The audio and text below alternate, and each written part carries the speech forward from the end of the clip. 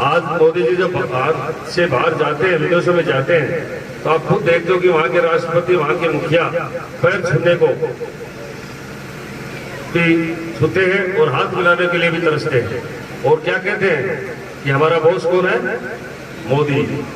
मोदी हमारा बॉस है। तो हमें इस बात का गर्व होना चाहिए, क्योंकि कितना अच्छा काम कर रहे हैं।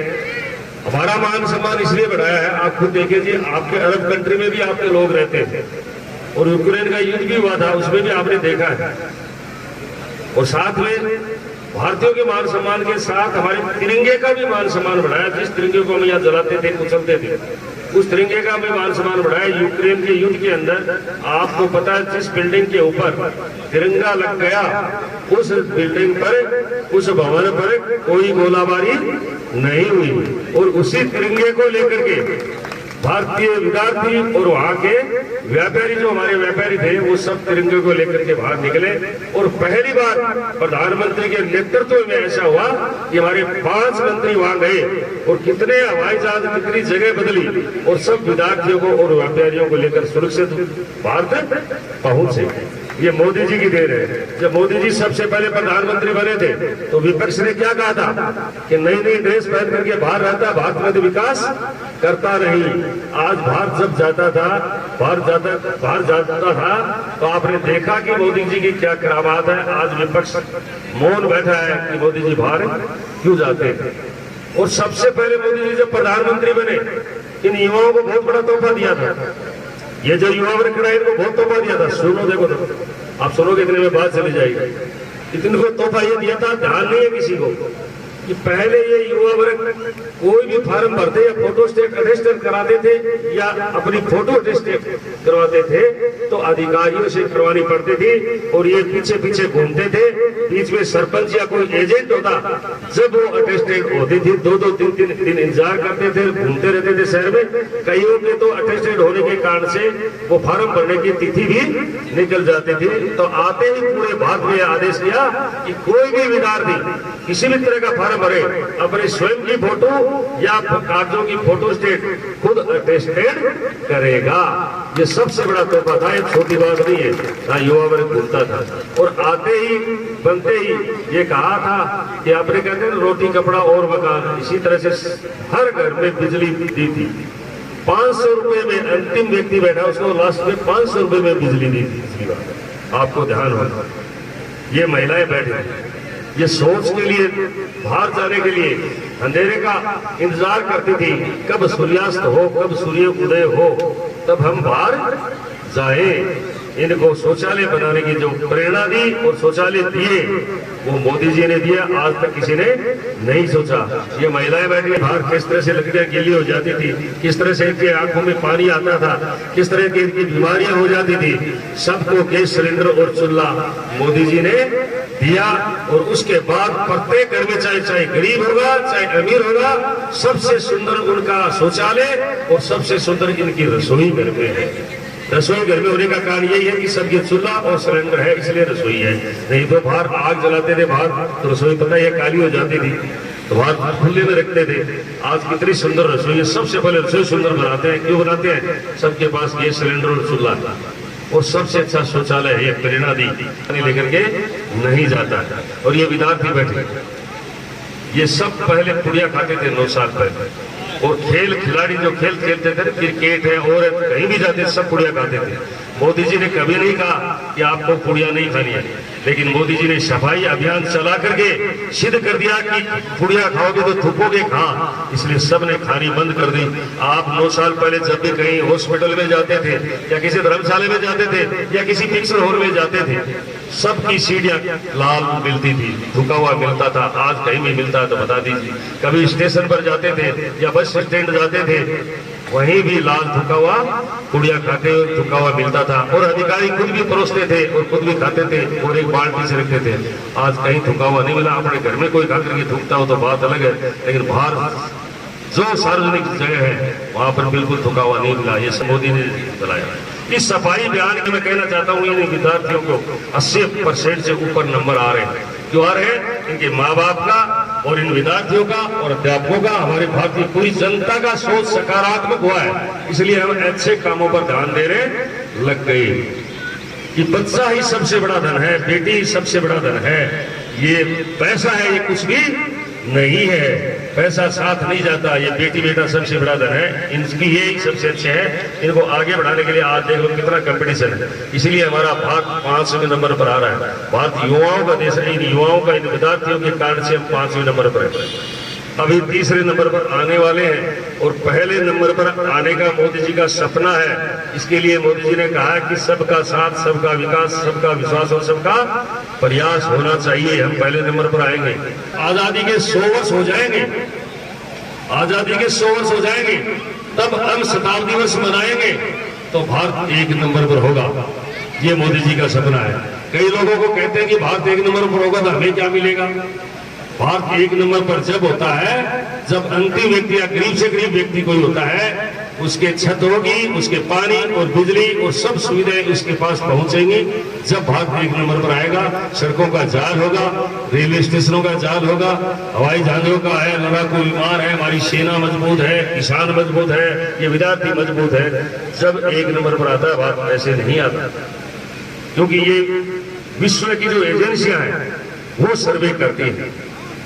इसलिए हम उस सर्वे के हिसाब से ही 5वें नंबर पर है। और हमारी मोदी जी की 3 ऐसी विशेषताएं हैं जो किसी भी नेता में नहीं है, विश्व के नेता में। वो क्या है कि सबसे विश्व का 70% जनता विश्व के मोदी जी को चाहती है, वो सबसे बड़ी। इसमें विश्व की एजेंसियां कह रही है, मैं नहीं कह रहा। और दूसरा, विश्व का सबसे ईमानदार व्यक्ति मोदी है। पहली बार ईमानदार व्यक्ति भारतीय नेता चुना गया, आज तक कोई नहीं चुना गया, वो मोदी चुना गया और वो भी विश्व का पहले नंबर पर चुना गया। 2 विशेषताएं। तीसरी विशेषता मोदी जी में और है कि न खाऊंगा न खाने दूंगा, ईमानदार वाले तो है ही। 1 भी रुपए की संपत्ति मोदी जी के नाम नहीं है।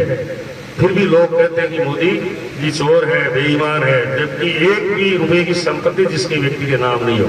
आज देखते हो कि मोदी जी के पहले कितने भी प्रधानमंत्री बने, उन्होंने नहीं खाया तो बता दो, उनके घर देख लो कैसे थे। अभी भी बात कर रहे थे, यहाँ भी क्या है, जो नेता पहले जब चुनाव लड़ता है उसके बाद में उसकी संपत्ति बढ़ती है, वो कहां से आता है, वो क्या नौकरी करने जाता है? चाहे यहाँ से ले लो, चाहे ऊपर पार्टियों तक, मुख्यमंत्रियों तक ले लो या प्रधानमंत्री तक ले लो, कांग्रेस पार्टी को देख लो और अन्य पार्टियों को देख लो, अन्य जगह मुख्यमंत्री उनको देख लो, यहाँ राजस्थान में देख लो, मंत्रियों को देख लो, अरे मेरे स्वयं को देख लो।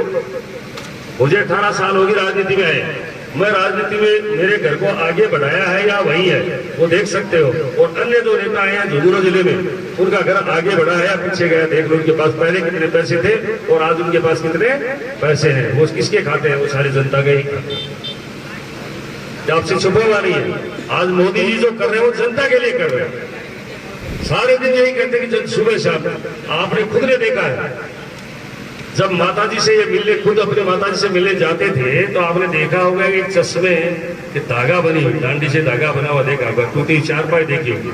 एक प्रधानमंत्री जो 3 बार मुख्यमंत्री रह चुका, 2 बार प्रधानमंत्री बन चुका, और उसका घर ऐसा है, जो भाई पहले डीजल डालता था वो पेट्रोल पर डीजल डाल रहा है, जिसने नर्सरी खोल रखी है वो नर्सरी खोल रखी है, जो सर्विस करता था वो सर्विस है, वो भी बड़ी बड़ी गाड़ियों में घूम सकते हैं। एक मिनिस्टर बन जाता है, एक छोटा सा और पद पर भी आ जाता है, उसके भी आप रिश्तेदार किस तरह से और उसका समाज कहाँ चला जाता है वो आपसे छुपा हुआ नहीं।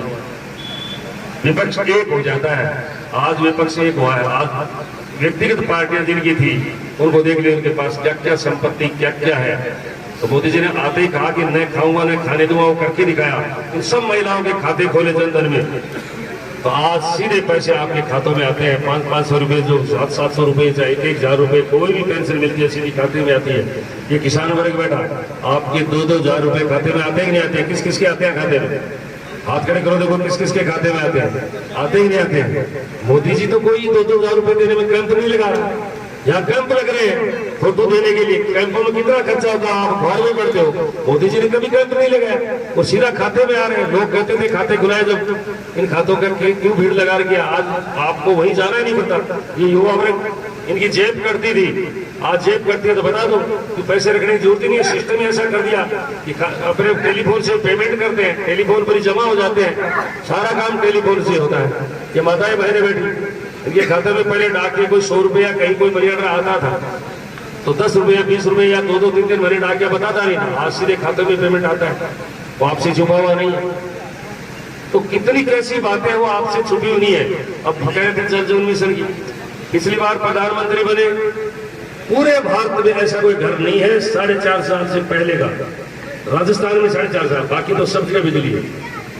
हर घर में बिजली मोदी जी ने लगाई और हर घर में अब की बार प्रधानमंत्री बना कि हर घर में पानी देंगे, शुद्ध पानी देंगे, नल का कनेक्शन देंगे, ये बीड़ा उठाया था। लेकिन राजस्थान में कांग्रेस की सरकार होने के कारण से यह काम अधूरा पड़ा है। हर आप देख सकते हो, गुजरात, पास में हरियाणा, इधर यूपी, वहां आसाम, वहां 90% से ऊपर काम हो गया। 90% का मतलब 100 घरों में से 90 घरों में पानी मिल रहा है और यहाँ नहीं मिल रहा है। और आपके पास तो नवलगढ़ के साथ तो इतनी लागती हुई जिसकी कोई हद नहीं है। नवलगढ़ के तो 200 से ऊपर गांव छोड़ दिए थे जल जीवन मिशन के अंदर। जो अजमेर में अभी 1 महीने पहले प्रधानमंत्री जी आया, उससे पहले आदेश करके आया था कि नवलगढ़ और पिलानी में जो गांव छूट गए हैं उन 300 गांवों को अब जल जीवन मिशन से जोड़ा जाएगा। अब पूरा नवलगढ़ जल जीवन मिशन से जुड़ेगा और 1 या 2 महीने के अंदर के टेंडर हो जाएंगे। और मैं ये कह रहा हूं कि मेरा चुनाव आने से पहले पहले हर घर में नल का कनेक्शन होगा।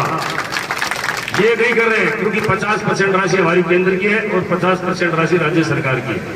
इनके पास पैसा नहीं है, इसलिए काम अधूरा चल रहा है। कहीं पाइप डाल दिए, कहीं खोद दिए, कहीं टंकी का काम चल रहा है। लेकिन सरकार बदलेगी निश्चित रूप से और एमपी के चुनाव होने से पहले पहले लगभग आपका काम होगा, पानी वाला निश्चित रूप से होगा। ये मोदी जी का सपना है कि 2000 जाने के बाद में क्या क्या दिया है।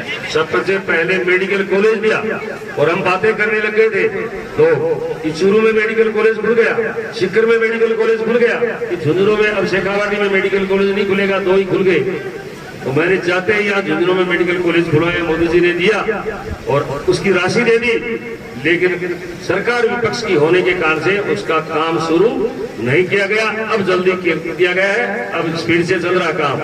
और आज जो SMS जैसे सुविधाएं मिलती है वो सारी यहाँ झुंझुनू में मिलेंगी। कितनी ट्रेनों की देन आपको दिख रही है, कितनी ट्रेनें चल रही है। बम्बई से झुंझुनू से ट्रेन जाती है, कोटा जाती है, झुंझुनू के लिए आई है हिसार तक, वो चल रही है आपके सामने। कितनी सड़कें बनी है PMGS में और CRF में, 200 से ऊपर CRF में सड़कें बनी है जो केंद्र से बनी है। PMGS में सड़कें बनी है वो केंद्र से बनी है।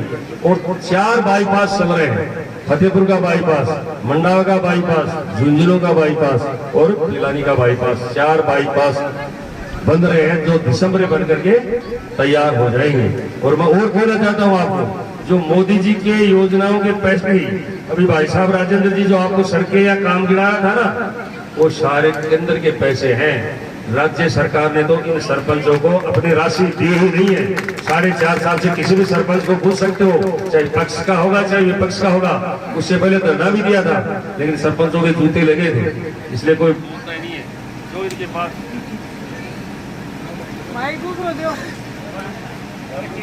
आपको पता है घर औरत के बिना नहीं चलता, आज औरत को मुखिया बनाया है। खाते इनके नाम, उज्ज्वला में कनेक्शन हर चीज का कनेक्शन इनके नाम, ये काम करती है, सबको पता आपको। सारी योजनाएं आज किसानों के लिए 2000 रुपए खाते में आते हैं। आपको यूरिया में सब्सिडी दी गई है, आपके लिए फसल बीमा योजना वो केंद्र से है। पहले आपको खुद को पता है कि 50% खराबा गांव में होता था, जब जाकर के आपको मुआवजा मिलता था। और मोदी जी ने 32-33% पर ला दिया और कहीं भी कोई नुकसान हो जाए उसका मुआवजा मिलता है। लेकिन मैं आपको बताना चाहता हूं कि जो भी किसानों के 2-2 हजार रुपए खाते में नहीं आते, इनके खातों में 50-50 हजार रुपए। यहाँ ये महिलाएं बैठी, वसुंधरा जी के राज के अंदर एक लड़की की जब शादी होती थी जो गरीब दायरे में आती थी, उसको 55,000 रुपए मिलते थे शादी में। आपके यहाँ भी मिले होंगे पहले जो वसुंधरा जी थी, वो आते ही इन्होंने बंद कर दिया। अभी भाई साहब मामा साहब जी बैठ रहे थे, उन्होंने आप 10% राशि 90% 10% में जमा करा दो, वो स्कीम भी इन्होंने बंद कर दी। आपको पता है छल कपट करके किसानों के साथ ये आपका मुआवजा माफ कर देंगे, आपने सरकार बना दी। अब भाई साहब कह रहे थे कितने पेपर हुए, ये बच्चियां बैठी, ये लड़के खड़े, इनमें 50% लड़के विद्यार्थी ऐसे हैं जो तैयारी करवाते हैं, वो पैसा ब्याज पर लेकर के तैयारी करवाते हैं। और उसके बाद में पेपर देख करके जब बाहर निकले कि पेपर तो आउट हो गया, उस परिवार में क्या के बारे में आपको बता दूं कि वसुंधरा जी के राज में 6 रुपए से एक कम यूनिट थी, 1 यूनिट के 6 रुपए से कम थे। अब बिजली की माफ की बात कर रहे हैं, अब 12 रुपए यूनिट के हैं, आप अपने बिल में दे सकते हो। वसुंधरा जी 4.5 साल से पहले का बिल निकाल लीजिए, 6 रुपए से उसमें 1 यूनिट के नहीं है, कम है 6 रुपए से, और अब 12 रुपए यूनिट के हैं। कह रहे हैं हम बिल माफ कर रहे हैं, और अब कह रहे हैं कुओं का बिल माफ होगा। अब कैसे करने लगे? 4 साल में माफ किया, जबकि कुओं का बिल तो वसुंधरा जी ने पहले माफ ही कर दिया था। 10,000 रुपए प्रति वर्ष कुएं के माफ किए थे, जो किसान खेती करता है, 10,000 रुपए 1 साल तक रहे, उन्होंने आते ही लागू कर दिया। टोल टैक्स किया था माफ, वसुंधरा जी ने किया था, वो आपसे छुपी हुई है। गौरवपथ बढ़ा रहे थे, वो आते ही गौरवपथ हर गांव में सीसी रोड बना रहे थे, वो आते ही बंद कर दिया। तो आपसे कुछ चीजें छुपी नहीं है। बिजली की जहां बात करते हैं, कोरोना जैसी परिस्थिति में मुख्यमंत्री ने कहा था कि हम कोरोना के अंदर बिल जो आएगा उसको नहीं जमा करवाएंगे किसी से भी, हम देंगे पैसे, लेकिन किसी ने भी जमा नहीं कराया और फिर ब्याज सहित जमा कराना पड़ा। आपको सब पता है इस बात। और कोरोना जैसी परिस्थितियों में मोदी जी ने पहली बार भारत में वैक्सीन बनी और वैक्सीन के सबके फ्री टीके लगे। हमारा जो बजट है, अभी कह रहे थे भाई साहब, हमारा बजट कोरोना के अंदर सभी एमपीओ का, सभी सांसदों का मोदी जी ने रख लिया और फ्री वैक्सीन आपके लगाई। आज 5-5 किलो गेहूं मोदी जी ने कोरोना से शुरू किए थे प्रति व्यक्ति, और आज आपके पास अभी भी मिल रहा है। अभी 2 राज्य सरकार से गेहूं मिलते थे और केंद्र सरकार से गेहूं मिलते थे। राज्य सरकार के गेहूं बंद हो गए और केंद्र सरकार के गेहूं आपको मिल रहे हैं। पूछ लो, जिसको गेहूं मिलते थे उसको एक जगह से ही गेहूं मिलते हैं, पहले 2 जगह से मिलते थे, एक जगह से मिलते हैं, उसका एक पैसा भी नहीं लिया जाता है। जिसका पैसा नहीं लिया जाता वो केंद्र से मोदी जी द्वारा मिलते हैं। अभी भाई साहब ने कहा था ना भाषण में, कि सबसे बड़ी विश्व की योजना है कि 80 करोड़ जनता को मुफ्त 5 किलो प्रति व्यक्ति अनाज मिलता है, वो केंद्र से मिलता है। और ये सारी सुविधाएं आप लोगों की दे रही है। मैं आप लोगों को इस बात का भी धन्यवाद देना चाहता हूं कि एमपी के चुनाव में सबसे ज्यादा लीड आप लोगों ने दी थी, सबसे ज्यादा। इसके लिए हम आपके आभारी हैं। मैंने ये कहा था आप वोट हमारे को दोगे, मैं आपका वोट मोदी जी को ले जाकर के दे दूंगा। और मोदी जी अच्छा काम कर रहे हैं, कैसा कर रहे हैं, वो आपसे छुपा हुआ नहीं है। मोदी जी का एक ही सपना है कि हम विश्व गुरु बने, भारत 1 नंबर पर आए। इसलिए सबसे मोदी जी निवेदन करता है कि सबका साथ, सबका विकास और सबका विश्वास और सबका प्रयास होना चाहिए। हमारा सोच सकारात्मक होना चाहिए। भारत को आगे बढ़ाने में मैं आपसे ये निवेदन करना चाहता हूँ, हमारे राज्य का विकास और हमारे भारत का विकास जब होता है, उस पार्टी को वोट देना चाहिए। ये तो कुर्सी बचाने के चक्कर में लगे हुए हैं, आपको सब पता है। 5-4.5 साल में लड़ाई के अलावा कोई काम नहीं हुआ। कोरोना जैसी परिस्थिति में भी ये जनता ये चाह रहे थे कि सबसे ज्यादा जनता भारत की मरे, जिससे मोदी बदनाम हो जाए। आपको सब पता है कि वैक्सीन के टीके किस तरह से खड्डों में डाले जा रहे थे, किस तरह से वेंटिलेटर मंत्रियों के घरों में मिले थे। ऐसे में ऐसा हॉस्पिटल में कितनी गड़बड़े पकड़ी गई थी, ये आपसे छुपा हुआ नहीं है। अब आपको कहना चाहता हूं कि भारतीय जनता पार्टी का जो कार्य करता है वो देशभक्त है और देश प्रेमी है। वो देश को आगे बढ़ाना चाहता है और मोदी जी का साथ देना चाहता है। उसका उदाहरण मैं आपको बता दूं, कोरोना जैसी परिस्थितियों में यहाँ कांग्रेस की सरकार थी और यहाँ कांग्रेस के विधायक थे। किसी ने भी जनता में कोरोना जैसी परिस्थितियों में, किसी भी परिस्थिति में, किसी भी पीड़ित व्यक्ति की परिस्थिति में सहयोग किया हो तो उन कार्यकर्ताओं को मुझे बता दीजिए। सब भारतीय जनता पार्टी के कार्यकर्ता थे जो सूखा अनाज पहुंचाने में सहयोग करते थे और खाना बना करके देने में सहयोग करते थे और हॉस्पिटलों में मिलने जाने के लिए भी व्यवस्था करते थे। वो सब भारतीय जनता पार्टी के कार्य थे। मैं आपसे चाहता हूं कि मोदी जी देश को आगे बढ़ाना चाहते हैं। जो भी फूल का निशान लेकर गए उसको हमें जीताना है। ये 2022 में प्रेरणा ले लो, एक तरह से यहाँ से प्रेरणा लेकर के जाओ कि हम फूल के साथ रहेंगे। और मैं आपको यही कहना चाहता हूँ, यहाँ जो मुख्यमंत्री बनेगा, आप चर्चाएं छोड़ दें, कौन मुख्यमंत्री बनेगा, कौन विधायक बनेगा, ये मोदी जी पर छोड़ दो कि मोदी जी का कहा हुआ न खाने दूंगा और न खाऊंगा न खाने दूंगा। और मोदी है तो मुमकिन है, मोदी वो मुख्यमंत्री बनाएगा जो योगी जैसा काम करेगा। मैं आपको कहना चाहता हूँ, योगी जैसा काम करेगा वो यहाँ मुख्यमंत्री बनेगा। आप चर्चाएं छोड़ दो, उसके हाथ में छोड़ दो, वो बनाएगा। हमें तो योगी जैसा मुख्यमंत्री चाहिए और देश में मोदी जैसा प्रधानमंत्री चाहिए 2024 में।